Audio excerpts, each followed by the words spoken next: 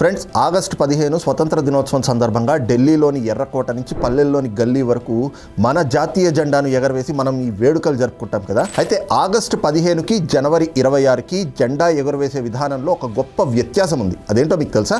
August 15 స్వతంత్ర దినోత్సవం నాడు, అంటే ఈ రోజున జెండాను స్తంభానికి కింద భాగాన కట్టి పైకి లాగి ఎగరవేస్తారు. దీన్ని ఫ్లాగ్ హోయిస్టింగ్ అంటారు. దీని అర్థం ఏంటంటే బ్రిటిష్ పాలన ముగిసి మన స్వతంత్ర భారత్ సగర్వంగా పైకి లేచింది అనడానికి ప్రతీక. అదే జనవరి 26 గణతంత్ర దినోత్సవం నాడు జెండాను ముందే స్తంభం పై భాగాన కట్టి ఉంచుతారు, దాన్ని విప్పి ఎగరవేస్తారు.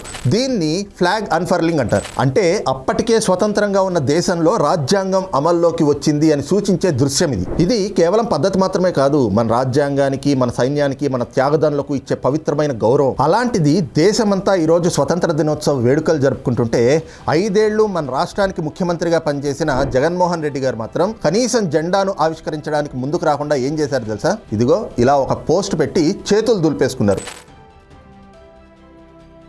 ఇది ఎంతవరకు కరెక్ట్ అంటారు? ఇదేదో కేవలం ఆయన వ్యక్తిగత విషయం కాదండి. ఆయన ఇప్పుడు ఎమ్మెల్యేగా ఉన్నారు. బాధ్యతాయుతమైన పదవుల్లో ఉన్న వాళ్ళు జాతీయ పండుగలను, జాతీయ జెండాను గౌరవించకపోవడం అంటే అది ఆ పదవికి, మన రాజ్యాంగానికి, చివరికి యావత్ దేశానికి అవమానం చేసినట్లే అవుతుంది. అవునా కదా? రాజకీయాలు ఏవైనా కావచ్చు, కానీ జాతీయ జెండా కంటే ఏది ఎక్కువ కాదు.